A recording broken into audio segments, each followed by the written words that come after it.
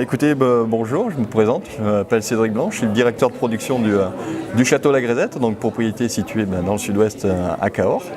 Donc on est pour la première fois au Grand Tasting de Bordeaux, organisé par Terre des Vins, et on est très fiers de représenter et de présenter nos vins à ce tasting avec beaucoup de consommateurs qui viennent pour nous découvrir nos vins. Donc on a une cuvée un petit peu représentatrice de la propriété, donc c'est le Château La Grisette, qui est notre fer de lance, notre gros de production de la propriété, et qui est un vin, on va dire, à composante de 88% Malbec, 10% de Merlot et 2% de Tannat. Donc le Tannat qui nous apporte une petite touche supplémentaire.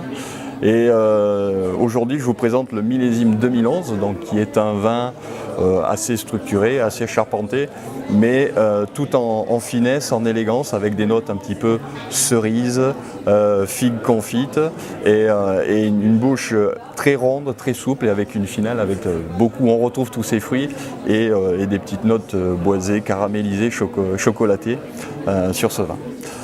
Donc la propriété Château La Grisette représente à peu près 90 hectares sur 3 terroirs bien différents, puisqu'on a trois entités différentes.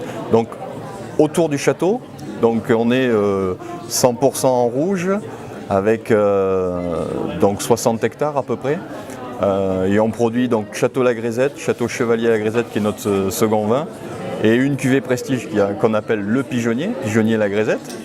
Ensuite un second terroir qui est sur Rocamadour, où on produit des blancs, donc 100% viognier, donc un terroir atypique, cépage aussi atypique pour les vins de sud-ouest, donc on appelle Mas des Merveilles, et donc là c'est un vin qu'on présente aussi au Grand Tasting, donc 100% viognier, et on est sur un millésime 2012. Et récemment, notre propriétaire, M. Alain-Dominique Perrin, a racheté un domaine qui était un petit peu en perdition, donc le domaine de Landièche, qu'on a entièrement défriché, replanté, et qu'on ne présente pas aujourd'hui, mais qui s'appelle Clos Marguerite et qui représente 20 hectares, et on est 100% Malbec. Donc voilà, trois terroirs bien différents pour avoir des vins un petit peu différents et exprimer le Malbec sur tous ces terroirs.